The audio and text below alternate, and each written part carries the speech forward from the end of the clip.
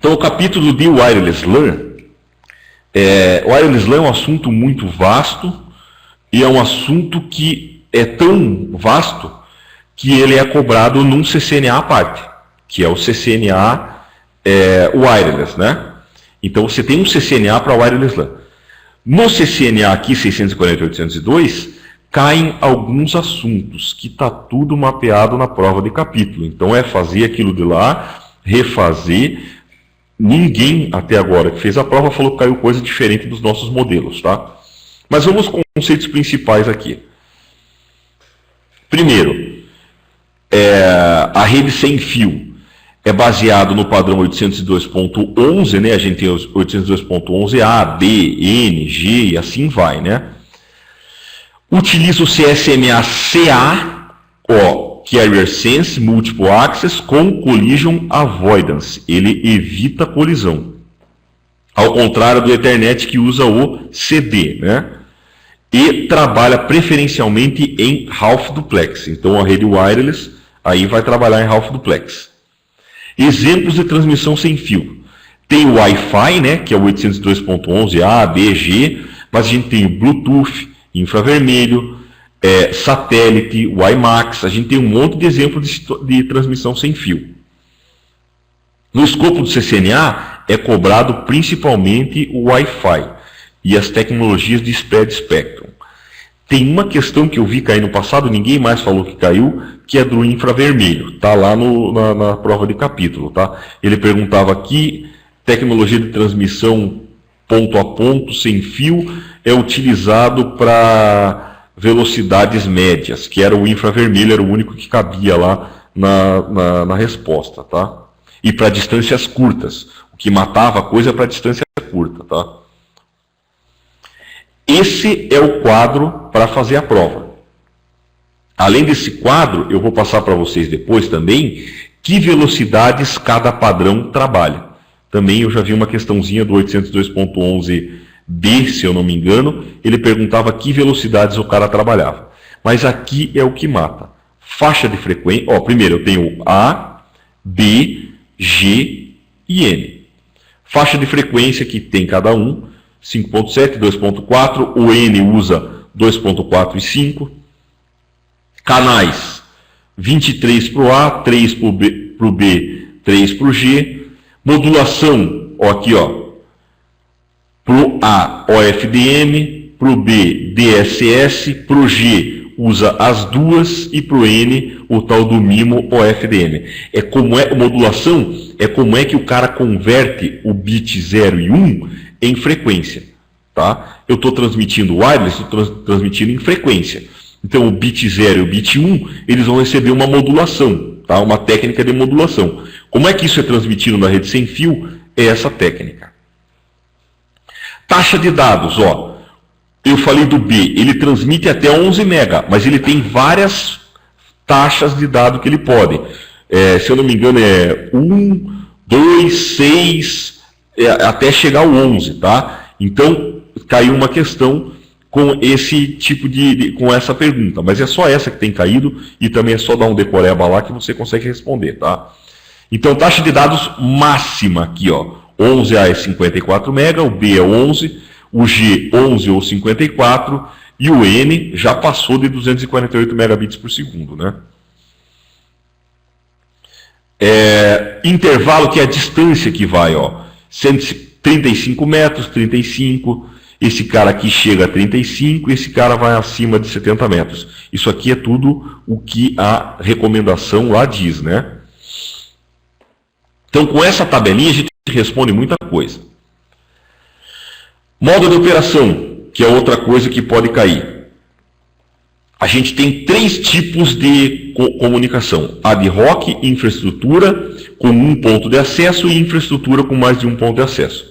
Ad hoc é quando eu estou com um micro falando com o outro, né? Eu crio uma rede entre os meus micros. E aí no infraestrutura eu tenho BSS e ESS. Então veja que eu tenho o tal do IBSS, que é o ad hoc, BSS, que é o Basic Service Set, então eu tenho um ponto de acesso só, isolado, ou mais de um isolados, não se comunicam, e eu tenho ESS, que é o Extended Service Set, o serviço estendido, que aí eu tenho mais de um ponto de acesso se comunicando entre si, tá? Beleza? Então, quando eu tenho uma área estendida, eu tenho os pontos de acesso se comunicando entre si. Então, quer dizer o quê? Se eu tiver, por exemplo, querendo fazer telefonia IP, se eu tenho um ponto de acesso só, BSS, e os pontos de acesso estão isolados, quando eu mudar de uma célula para outra, o meu telefone IP vai cair. Porque vai morrer a conexão e vai ter que fazer outra conexão. Quando eu quero fazer telefonia IP através de wireless, eu tenho que usar ESS para fazer o famoso handoff, ou então que o pessoal chama de roaming também no celular, né? Quando se migra de uma célula para outra, é fazer o roaming. Então eu tenho que usar o tal do ESS.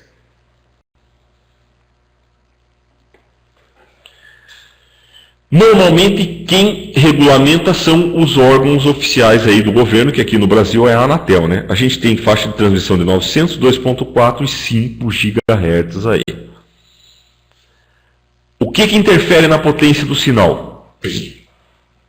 E na interferência, cobertura e velocidade. Então, interferência com rede wireless, ela é medida através da relação sinal-ruído, e no CCNA, o pessoal fala que a interferência vem de ondas de rádio na mesma frequência, como telefone sem fio e forno de micro-ondas, tá? Isso aqui está lá documentado, então telefone sem fio e forno de micro-ondas, e barreiras físicas, especialmente quando tem grande quantidade de metal, tá? Por exemplo, parede de drywall, né? Parede de drywall tem uma armação de ferro danada, aquilo acaba absorvendo potência do sinal. E paredes antigas, né? Essas paredes grossas, mais bem estruturadas, né? Cobertura e velocidade. Depende da potência do sinal, depende da frequência utilizada, interferência e proximidade ao material. Depende aqui também da interferência, né? Depende de um monte de coisa. Mas basicamente a força do sinal, até onde ele vai, ela é proporcional à velocidade de transmissão. Por isso, cada tecnologia, ela permite que você conecte com determinadas velocidades. E quanto menos potente o sinal, menor é aquela velocidade, tá? Quanto mais forte o sinal, mais veloz ele consegue ir.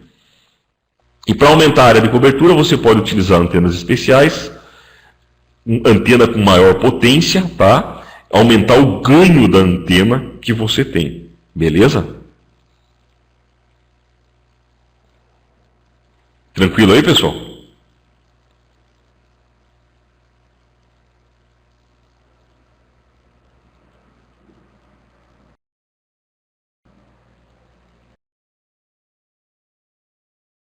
Mas para aumentar a largura de banda, você tem que ter um sinal potente.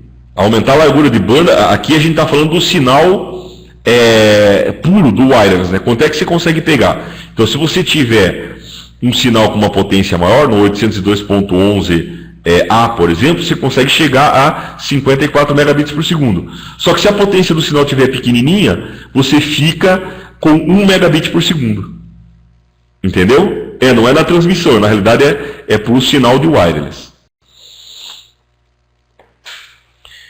Aqui, o que a gente configura num ponto de acesso, né? Quem já configura um AP, né, tem que lembrar SSID ou o ESSID, se você tiver num Extended Service Set, né, um serviço estendido.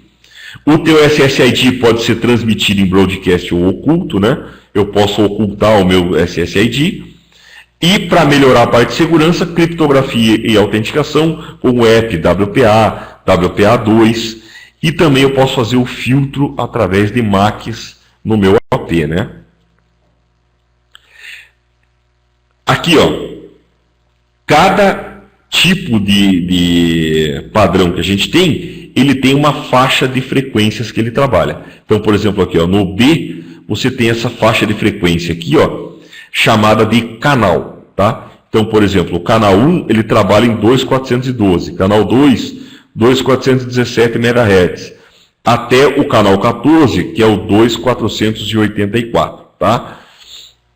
Você tem 14 canais para trabalhar no B, beleza? Então, por exemplo, se eu tenho lá uma interferência com o aparelho doméstico, você pode ver que frequência o cara está trabalhando e mudar a faixa de frequência do teu AP, escolhendo um outro canal, tá? Então, que nem televisão, né? É um canal aqui, ó. Se o teu telefone sem fio roda perto aqui do 2412, coloca ele no canal 14, que você vai ter menos interferência, tá? Outra coisa importante para a gente saber com relação aos canais é, quando eu estou fazendo um projeto de rede onde eu quero ter uma cobertura maior, normalmente você precisa de mais de um AP. Então aqui, ó, nesse exemplo aqui de cima, o cara precisa de colocar 3 APs para fazer a cobertura maior do sinal dele. Você não pode colocar esses caras no mesmo canal, cada um tem que estar num canal diferente. E esses canais não podem interferir. Então veja, ele escolheu o 1, o 6 e o 11. Se a gente der uma olhada aqui embaixo, ó, o 1 está aqui, ó. Aí do 1 para o 6 eu tenho um espaço em branco, o 6 está aqui, ó. E do 6 para o 11 eu tenho um baita de um... Ah, desculpa, um baita não. Eu tenho mais um espaço em branco e está aqui, ó, o canal 11, ó. Os três estão em 3 espaços diferentes e não vai haver interferência.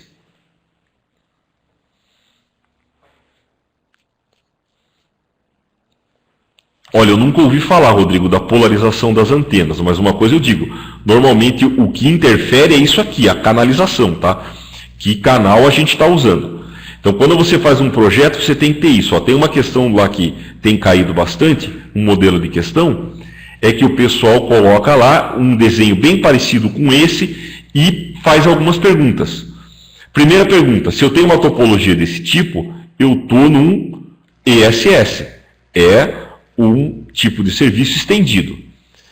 Eu tenho que ter uma sobreposição entre os APs de maior que 10%, tá? Então aqui eu tenho que ter uma sobreposição maior de 10%. Por quê? Se eu estou com aquele exemplo do telefone IP, se eu estou com o telefone IP aqui, ó, e ele vai cruzar esses 3 APs. Se não tiver nenhuma sobreposição aqui, ó, não tem como o meu telefone IP fazer o handoff e passar para esse AP. Não tem como fazer o roaming, né? Então tem que ter uma sobreposição maior que 10%. E cada AP tem que trabalhar num canal diferente, num canal que não interfira. Beleza? Isso aí é um projeto quando a gente vai utilizar uma rede estendida.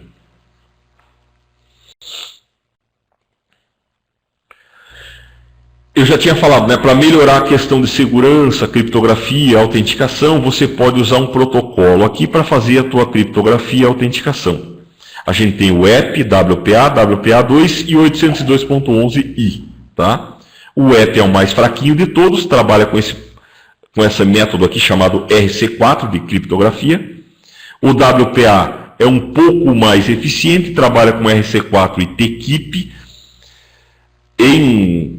Quando a gente fala de criptografia, existe um negócio chamado chave. Por que o EP ele é fraco? Porque a chave, vamos falar assim, a nossa senha, né? Ela é fixa e fica armazenada no teu computador e o cara consegue quebrar aquilo. Quando você tem o WPA, ele aumenta por causa desse TKIP, é o temporal, é um armazenamento de chave temporal. Então, ao invés de ele ter uma chave fixa, ele vai fazer um cálculo de chave, vai trocar essas chaves e de tempos em tempos ele vai recalcular.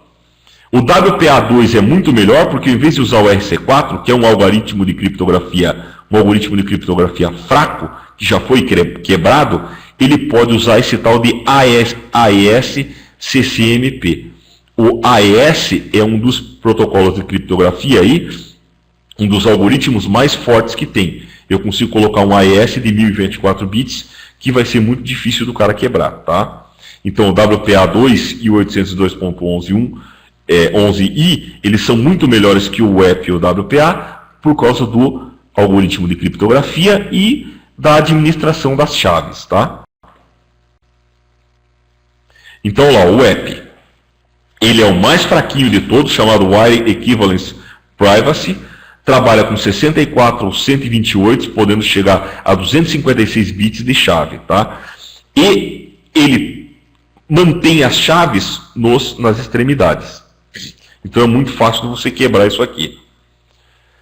O WPA, ele já usa uma administração de chave temporal, o Temporal Key Integrity Protocol, tá? A chave é trocada periodicamente através de um passphrase. Então ele não troca a chave, ele faz uma conta com a chave dele e troca essa conta. E essa conta é verificada nas duas pontas. Se tiver igual, tá ok. Se tiver diferente, ele não autentica.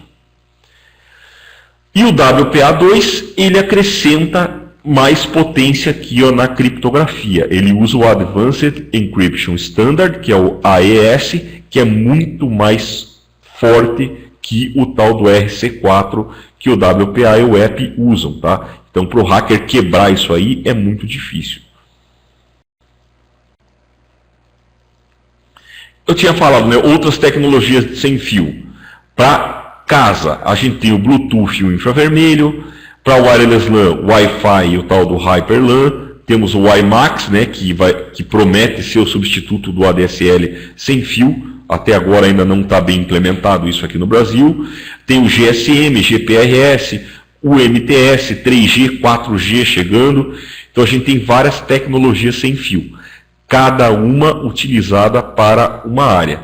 Então as que são de curto alcance é o Home RF, é o Bluetooth e o infravermelho, tá? Foco do CCNA, o Wi-Fi, as tecnologias 802.11. O WiMAX é mais para...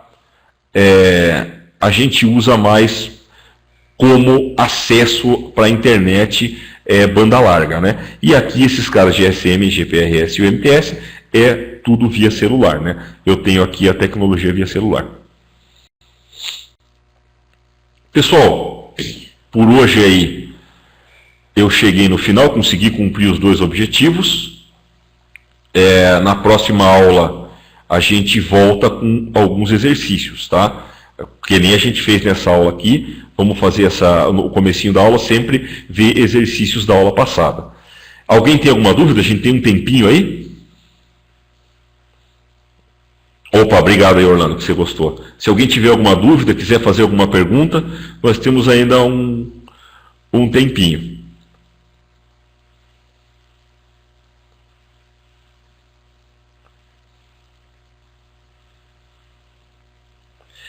Espero que vocês tenham gostado da aula. Como eu falei, qualquer problema, sugestão que vocês tenham aí, enviem para mim por e-mail. Outra coisa, se vocês estiverem lendo o material e tiverem dúvida no meio do caminho, não precisa esperar chegar a aula, tá? Vocês podem postar lá no fórum e tirar as dúvidas antes. Orlando, se vocês estudarem legal e levarem em dia, eu vou fazer de tudo para que vocês passem no CCNA, tá? Então a gente vai fazer os exercícios, nós vamos seguir esse ritmo que eu estou seguindo, para a gente conseguir fazer aí com quem quer, claro, qual de vocês aí for fazer o CCNA e quiser passar na prova, ter a maior facilidade possível. Pessoal, então boa noite a todos. Quem quiser ainda, acho que dá tempo de ver um pouco da novela. E na quarta-feira a gente se vê de novo.